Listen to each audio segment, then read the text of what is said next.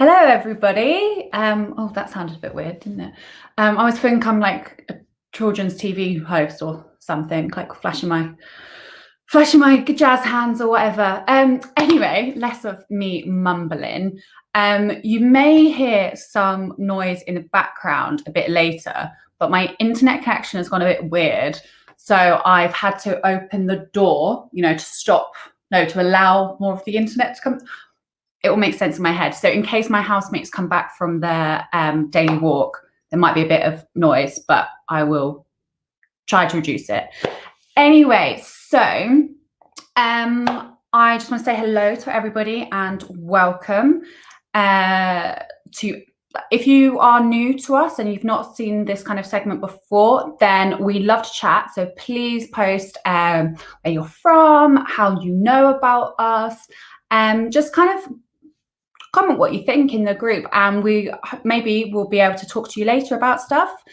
But anyway, less of my rambling. Welcome to our sixth installment of our virtual coffee and chat with me, Anna. So for those who haven't caught one of our sessions before, we host a weekly virtual coffee and chat on Facebook, and it streams on YouTube. And it's basically to kind of keep you guys up to date on what the Children's Society are up to, how we're working with young people and children, and just a kind of a general chat with some quite interesting guests. So I'll get on to who we've got a little bit later.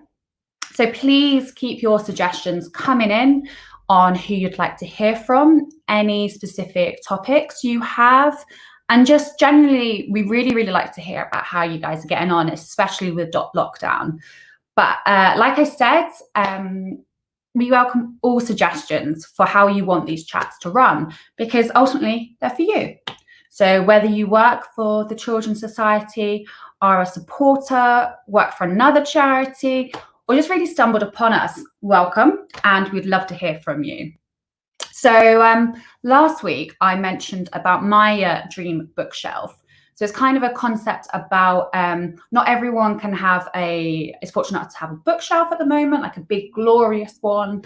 But also I kind of love to find out about what books really make you tick, what books that maybe you mean like kind of something important in your life, maybe a milestone or something that you can't wait to read to your future kids, or maybe a book that really changed your life, not because of the meaning behind it, but more just because it was a really, really important part of your life. So I think a few of you actually got in touch with us about your books. So I know that earlier a lady called Nikki Dixon shared her bookshelf, and she reminded me of a great book called Heidi, wasn't it? Which I remember reading as a little kid. So that was really nice. So yeah, please keep it going if you do have any pics of your dream bookshelf. And also, if you are a supporter of the Children's Society, you may have heard about our Lifeline Appeal. So I know people's situations have changed and will continue to change. But if you do feel you're able to make an extra donation in support of our emergency coronavirus appeal, it would be incredible. It would mean a lot. You can make a secure donation online at childrensociety.org.uk/lifeline. And I believe, like a TV presenter, it's coming across the screen.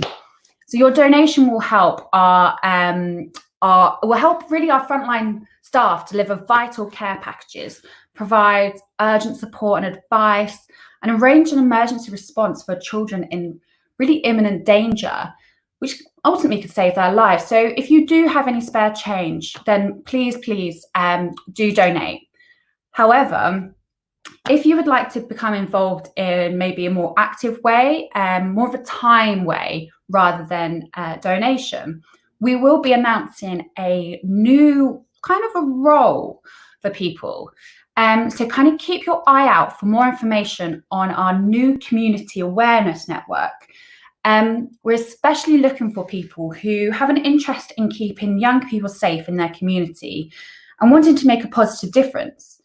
This network is all about empowering people to spot the signs of exploitation, abuse, and online grooming, which are often hidden issues and can be even harder to spot, especially in lockdown. So if you're interested or have a question or really want to hear more, then please do comment, and one of my lovely colleagues may be able to answer. If not, I believe will be the website page will be going live on Friday, which has got all the information about the new role almost.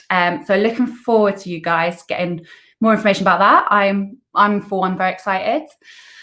So now I've hopefully grabbed your attention. It's probably time to introduce what I'm going to be talking about, because you don't want to just listen to me rambling on like normal. So I kind of wanted to look how far we've come. So I'm going to look over the last 40 years. So hopefully a timeline will be brought up, maybe to the side. There'll be an image soon. But basically, there you go, here it is. So 2020 may not be going how everyone thought it would, but does time ever really happen the way we've planned? So let's step away from the news for the next half an hour or so, and let's together focus on what we've achieved and how we will achieve. So let's look back at the last 40 years and how much as human beings we've gone through, but also how much we are yet to accomplish. So in the last 40 years, first laptop was invented, Toy Story came out, Berlin Wall came down, mobile phones. It's really, really incredible what we've achieved so far. But also it kind of, I don't know about you, but it kind of has given me hope for what we are to achieve, but also how far we've come, and that, you know, we're taking steps to a brighter future. So I just want to introduce my lovely guest, who is Jim Davis, MBE, who is Head of Youth Engagement, who is actually enjoying his 40th year working with the Children's Society. So, yeah, Jim should be joining me now. Hi, Anna, all right. How are you doing? I'm already kind of regretting kind of sort of my choice of background, because I haven't got a bookcase behind me full of highbrow and kind of sort of intelligent books. What I've got is an airing cupboard. So apologies to everyone who normally kind of log on or look on kind of these screens and have a good peek behind to see what books people are reading. There's no evidence from me here. I'm sure you do. I think it's more interesting that you can kind of sometimes realize that people will have positioned themselves in certain ways to show off books that they may have never ever read in their life. Yeah, well, I have some of those books here, but they're tucked away because I have never read them. Yeah, you don't have to get any like awkward questions about that book, do you? No. Well, I've always said if I ever got like my own house, I would love a huge bookshelf. But then it's very rare that I kind of go back to a book. I tend to kind of give books away to people. But maybe that's what bookshelves are about, just recycling old books or whatever. Yeah, sharing. That's what we're doing at this lockdown. I think we're trying to share books. Definitely. Well, I know that I'm very fortunate that my housemate has a huge collection of books. So I am constantly nicking her books, which is very useful. And but yeah, well, anyway, before I carry on rambling about books, so one of the many reasons why we wanted to get you on was because we heard that you are now like the longest serving staff at the Children's Society. But by a few months, I won't say her name because it'll embarrass her. But there is another member of staff who is just a few months behind me, works up in the northeast. But yeah, so it's coming up to 40 years. Oh, blimey! So can you take me back to then? We've actually got a photo of you here. I think you're here with your sister, are you? And well, she wasn't actually in the photo, but I was with my sister as part of a training scheme in the local project. So my sister Glenda, who's a year older than me, she was involved in volunteering before I was, and so we were still at school, and we're part of this initially a volunteering program within the project, and then as the photos show, there are a handful of us that were invited to be part of a kind of a trainee scheme where we were paid, and I was paid £3 a week. I mean, is that a lot? Yeah, it's quite a lot. Yeah. I could buy a lot of fruit salad with £3 a week, but and I don't mean proper fruit. People will know what I'm talking about. Yeah, it wasn't a paid job as such because we were still at school, but it was recognition of the kind of the time we were given to the project, and it was part of that process of enabling kind of young people in the community to participate. So kind of what drew you to doing something like that as a young gut? Like, what was I doing when I was young? I was actually, no, I'm not going to say what I was doing. Or when I was young, I had my head in lots of books and was studying. That's what I was doing. Yeah, what kind of drew you to do that? Well, I guess that as it happens, a lot of people who volunteer or take part in something, they do it because of the relationships and the connections with people. So if I'm honest, the project, which was called the Southbound Project, I didn't know that had any connection to the Children's Society at all. I just knew it as the project and the people that worked there. It was based in the estate where I lived and my family lived. And it was based on the kind of the principle of giving local people the opportunity to in a sense, to kind of resolve some of their own challenges and their own problems by taking part, by being active, by running clubs and activities for children, by doing things that supported the community. And within that, those who were most vulnerable and most in need could be given that additional support. But it wasn't obvious. It wasn't targeted in that way. So, Yeah. So like other people, I thought I joined in. My sister was doing it. Television was really bad in 1980, in the late 1970s. There wasn't really anything going on. No Netflix. I just had a hoop and a stick to play with, how it was in the old days. So it was a great opportunity to take part in something, but it was principally the relationships. They were the people, the adults, Bob and Dave and Jane, these people that I knew, that attracted me to take part in them. And I think that doesn't really change. I think young people are often attracted to the adults who show an interest in them, who believe in them, who give them a chance to do something. And that worked for me.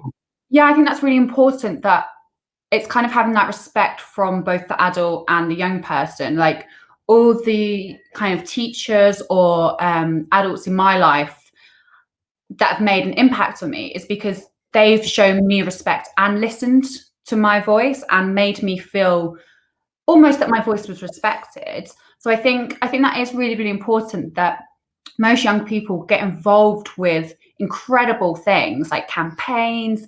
They get involved with almost like groups, etc. It's mostly because someone's believing in them and they're seeing that really play out. So I think it's really interesting to know that that's what kind of brought you to the role as a youngster. But also, it's also so important because it happens still to this day, that is the main key.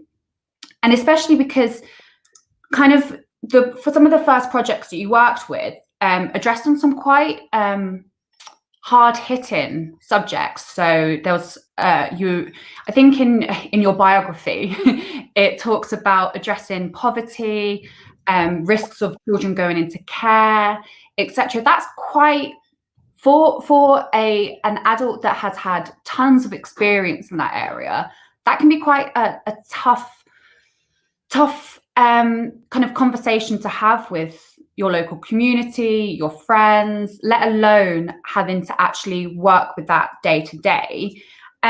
Did you just find kind of that kind of work kind of almost not go over your head, but you just saw it as people need help? I'm there kind of as a young person. People want to hear about me. Or did you also reflect upon the issues that were going around you? Well, I think, I was 17 when I was invited to become part of the team, as it were. And from then on, when I started working in the project, I was working with my peers. There was young people who were my age, some who were younger than me, some who were older than me, but it was working in a community context. And so, as in any community, particularly one where we're familiar with each other, you know about kind of people's challenges, you know about the things that are going on. And I could walk down the street where the project was based, and I knew the name of everybody in every house in that street. So it was familiar, and that included a familiarity with some of the difficulties and some of the vulnerabilities that people were experiencing. Well, I think there is something about it comes back to that kind of sort of the key of the relationships that you have with people. And that's what, for me, was the basis of the work all the time, was forming positive relationships, being someone that was non-judgmental. It was really important because they weren't just people I worked with, they were my neighbors. So you can't sit in judgment on people, but it gave an opportunity to informally kind of support, as well as have the formal support.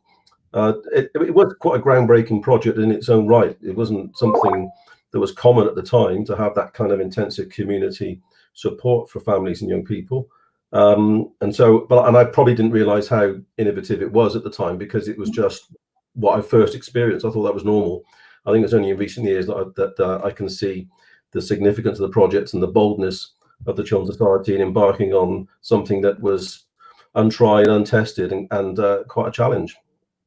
Exactly. And I think upon that point that it was so remarkable back then, it's still really remarkable in today's context. Like, it's such a, when you think about it, such an obvious way to help communities, but it still doesn't happen as it should. So like kind of going from the roots up to actually letting the community empower each other, rather than somebody just coming in and being like, this is what you need to do, etc. It's working on the community basis. Like, we're seeing it everywhere right now, how strong communities are. And even if you don't know your neighbor, I don't really know my neighbors at all, but I know that if I know that they needed help, I would help them, especially in today's, like, you do think about what's happening right now. What about if my next door neighbors can't go out, they're isolated and they can't go out and get food? Well, obviously I'll go out getting food for them. But I think people don't really understand that power of community, and how, even if you don't know each other that well, empowering people in the community and having respect for each other is the way that almost that we can progress as humans and help each other. And that's the essence of charities, really. And I just think it's so important to highlight the fact that you were saying how it was groundbreaking back then, but unfortunately some people could still say it's groundbreaking now. So you've probably seen quite a lot in the last 40 years, the good and bad. But you actually shared a photo with me about what you saw in Sweden, in a hotel in Sweden. Was it in Sweden? Here it is. And about these steps. Now, to a normal person, might not mean much. Can you explain to the audience, like how you explained to me, why that was so significant for you? Yeah, well, it's a simple photo I took. It's nearly 20 years ago now that I took that photo, and I was on an exchange visit in Sweden. We were setting up a youth exchange visit. So and this was in the north of Sweden, just 100 miles south of the Arctic Circle. So it was only a tiny town. And when I got to the hotel, I went to the reception to check in, and I noticed these steps to the side, and I just said to the receptionist, "What are these steps?" And she looked at me a bit blankly and said, "Well, what do you mean?" I said, "Well, why have you got these steps here? They seem to be permanent." She said, "Well, they're for the children." So I said to her, "Well, what do you mean they're for the children?" And she said, "Well, obviously, when children come to the desk, they're not at the same height. So we put the steps in so that they could stand up, and then they could be at an equal height, and they could speak to us, and we can speak to them in a proper manner." And that really kind of struck me, really, because I tried to imagine that back in the UK, and I tried to imagine the way in which we regard children and young people. I just thought it was a simple thing. It's just a hotel. They weren't designed as a service for young people and for children, but they were making provision for children in a way which showed that they valued them, that they respected them, and that they wanted to elevate them quite literally to a position where they could be heard. And I think that that is something that we aspire to in the Children's Society all the time, to think about how can we elevate the position of children and young people so that they can be heard. How, what are the small steps that any of us can take that can kind of put young people in a position where they feel as though they're being respected and they know that they're going to be heard when they have something to say. And I thought it was just a lovely image to kind of really kind of sort of bring that home. Yeah, I think that when you kind of shared it with me, I was like, oh yeah, that's, again, it's a really simple thing, but it's showing that child and or that young person that you are caring about their voice, because the other person on the other side of the desk wants to hear what they have to say. And it's almost I was actually saying to Jim before this that I've heard about this new thing. Well, it's not a new thing, but if you're a bit nervous before a presentation, or you're nervous before this, you do the Wonder Woman stance. So it's like you put your hands on your hips and you like kind of breathe in deeply and breathe out deeply, like Wonder Woman. And I remember hearing that and thinking that's a bit weird, but actually just the symbol of it in your head means a lot, which is the same as a child seeing something like that, that is just a powerful sign to a child. It may not be for an adult. An adult, like you said, may be like, why is there extra stairs? That's annoying. But for that young person, it's a symbol to them that they are being heard, really, and they do want to be heard. So that's a remarkable thing that you've seen. Is there anything else in your last 40 years that has really kind of almost empowered you to carry on with your job, if that makes sense? Well, there's been so much, really. I think that I mean, it's been a privilege for me to kind of worked with young people all of that time, and they never cease to inspire and amaze.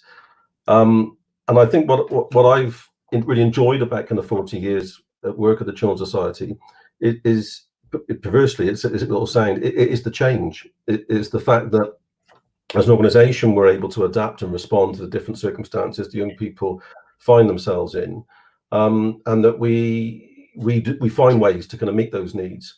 And I think that that's there have been key moments for me. I think when I've seen that, there have been things that we've done and work that we've done that others didn't want to do. There have been opportunities that have cropped up, and you look at it and go, is that viable? Is it kind of possible to do? And yet, if we kind of step forward into it, and we kind of sometimes take a few risks as well, then it really kind of generates in young people that space and that kind of sort of opportunity to achieve and to do well. That photo from Sweden, I said there was a period of time when I was trying to facilitate and open up opportunities for young people to visit other European kind of countries and to meet other young people in situations like they were kind of experiencing. And some of those experiences for young people were fantastic, but they also revealed some of the inhibitors and the limitations. So I can remember kind of that trip to Sweden, in fact, when I was setting up that exchange visit, what we did, we took some young people from a rural location in Somerset, and they were going to go and visit this rural location in Sweden. And these were young people coming from backgrounds where poverty was a factor, and they were kind of quite limited in their life experience. And I can remember getting to the airport, and we went up into the plane with these young people, and there was a 16-year-old girl who was with us. And I turned and said to her, this is going to be your first time on a plane. And she said, that was my first time on an escalator. So in America, and there was that kind of sense of, wow, this really is going to open up opportunities and possibilities. And I think that what I've seen is that young people will often kind of take and grab the opportunities that are presented to them. And what we have to do, we have to be in tune with those possibilities, but we also have to be aware of kind of, sort of where young people are facing disadvantage and discrimination and limitations in their lives. We can't assume that young people can take on some of those opportunities just because we put them in front of them. Very often they need additional support and help. I think that's actually, I've never really thought about it that way, that some people may need extra support to empower themselves. So that's kind of what I think the Children's Society are doing so well at the moment. And we recognise that we've got a long way to go. So I know, like, so a lot of people everywhere is having to adapt because of COVID-19. So whether that's working from home for the first time, having to teach your kids things for the first time and be a teacher. And we're hearing that some of our frontline workers are having to find new ways to deliver vital care and really support young people that may be affected even more, like, now than ever, really. Cool. What are you seeing? Has in the last, I don't know, since March, is it? Cool. How has your kind of work with young people really changed? And is there anything, looking back in your period, that's really actually giving you hope at the moment and helping you adapt, really? Well, I guess in many ways we're in an unprecedented situation. I think it's I haven't experienced anything like this in my lifetime, for sure. That this something which is a restriction, an inhibitor. There's fear that surrounds it, but it affects everybody, and that is quite kind of unusual, I suppose. That something as significant as this affects everybody, and we're all kind of sort of in this. In some ways, I think there are young people for whom it gives hope already. So, for example, some things we've heard from some young people who have been struggling with their own well-being and their own mental health, and their own personal kind of sort of challenges, is that ironically the lockdown has kind of actually released some of them from that pressure. So there are young people who reported that okay, they were really worked up and anxious about the forthcoming exams, and now that pressure's taken off them. It's actually kind of a beneficial kind of experience. There are young people who have talked about kind of getting a lot more sleep, and enjoying that, or kind of finding ways of it in terms of their friendships and relationships. So there are young people who are telling us there are some things which they're finding are helpful or useful in this experience. Equally, there are young people for whom this is a real struggle, and it is a real challenge. And some of the basic things are difficult to deal with. So as we adapt ourselves and we think about, all right, how are we going to reach young people, speak to young people, hear what they have to say, and make sure that we can meet their needs, that has involved us thinking about using this kind of resource, going online, some kind of streaming, or kind of sort of opportunity to see young people in a virtual form. But we've heard staff say that they've had a lot more phone calls with young people, and young kind of like a phone call, not just kind of sort of an online kind of sort of experience. So as we adapt and as we find another way of working, what we're very keen to make sure that we do is that we don't act on assumption. And that's one of the things that I've seen over the years, is that that's when we're at our best, is when we look to kind of what's happening to young people, and rather than assume we know what the answer is that we make sure in our kind of listening to young people and allowing them to step up and speak, that we respond in a way which meets their needs, not just fulfills our expectations of their needs. And that brings with it some surprise. That brings with it the opportunity to do things differently. It brings with it some of that understanding that we already have, but it does allow young people actually to speak for themselves rather than us to speak for them. I think that's actually really hopeful to hear, that young people are so resilient right now, and they're proving themselves to be so resilient, and they're finding positives. So, like, for instance, being able to go to sleep more, kind of, and finding their own routine. So on that note, you must have had some amazing stories of young people just showing just how resilient they are.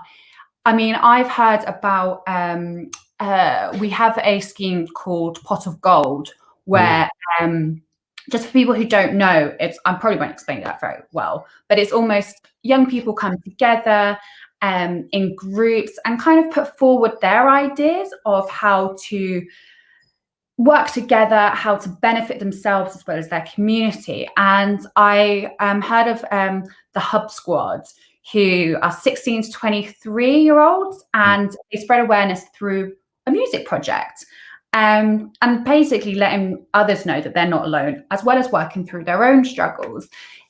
Is there anything that you can kind of tell our audience that how young people really have come out of the shadows and just blown your mind, really?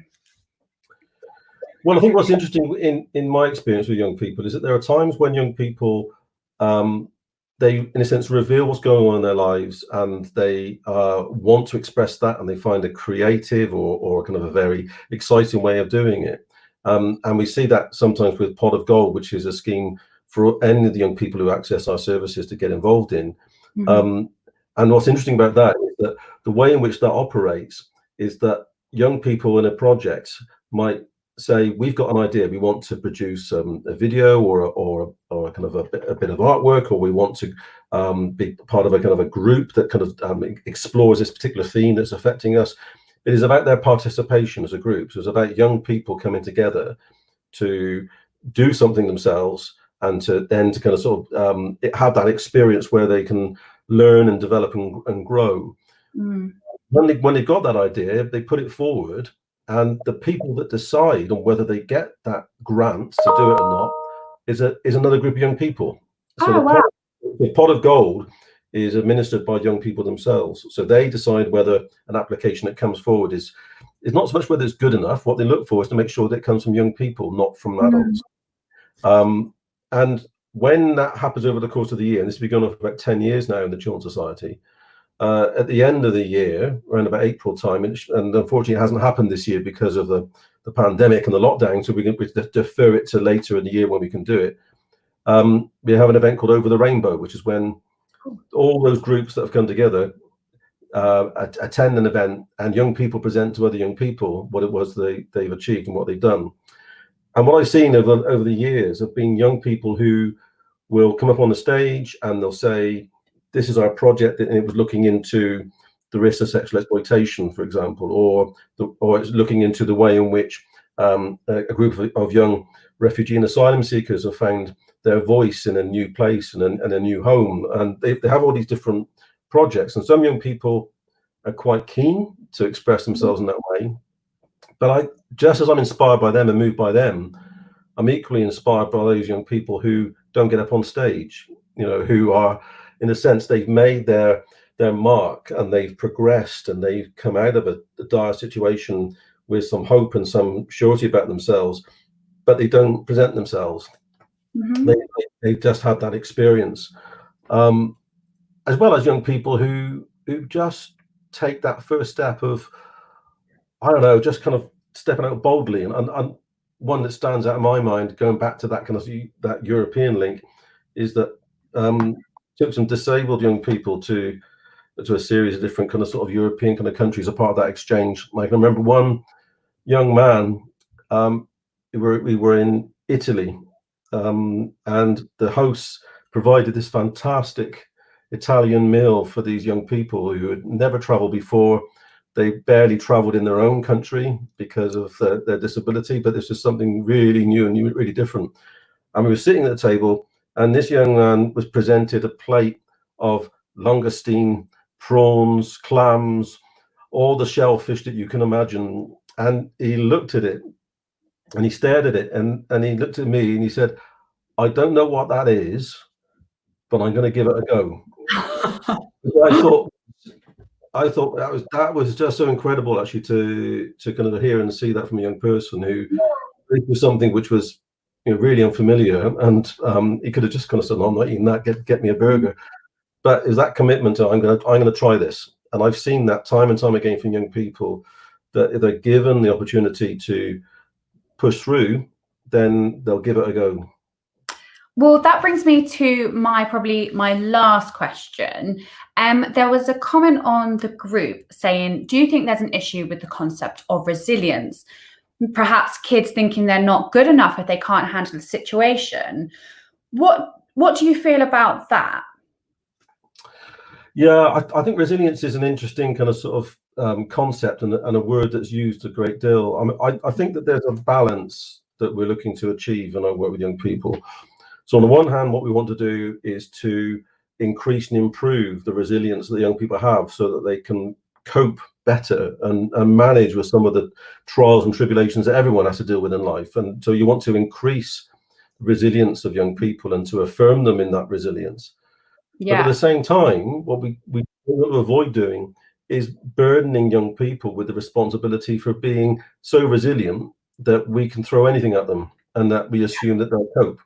So I think that there is a balance. We want to increase the capacity for young people to be resilient, but we also want to take away from them some of those challenges and the difficult things and circumstances that some of them face in their lives, so they don't have to be resilient.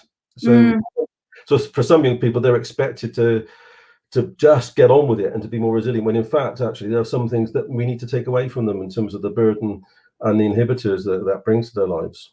Yeah, I think it's just the simple thing of like that the young person you spoke about, just giving that Italian dish a try, that is celebrated. That's amazing. I know plenty of my friends who would never touch that if they've never tried it before. So I think it's celebrating no matter how small a step is as well, and showing that young person that them just. I saw this quote's been flying around quite a lot, but when people say about working from home, you're not just working from home, you're working through a pandemic. And I think everybody is showing how incredible they are just by being them, really. And it's about being kind to yourself as well, I think is really, really important, whether you're a young person or you're an adult, really. But with that, I think we have gone over the normal time, but I don't mind. It's fine. No one can keep us off here. But I just wanted to say one huge thank you for coming on and chatting with us. And I'm wondering if you could, may not be able to answer this, which is absolutely fine, but obviously there's a lot in the news at the moment about young people going to school and a lot being expected of young people really at the moment. Do you have any wise words that maybe parents could share with their kids, or just anything really? Because I know I don't have any young people in my life right now, but I can imagine it's quite a scary time that they keep hearing their name mentioned on the news quite a lot. Is there anything that you, from your 40 years of working with young people, any like kind of lasting comments you can share with us, your wise wisdom? Oh goodness. Putting you on the spot. I think that what we have to do always is not see young people as an homogenous kind of lump, as kind of one young. When we talk about young people, we're talking about a diverse, complex, kind of sort of very different kind of set of individuals.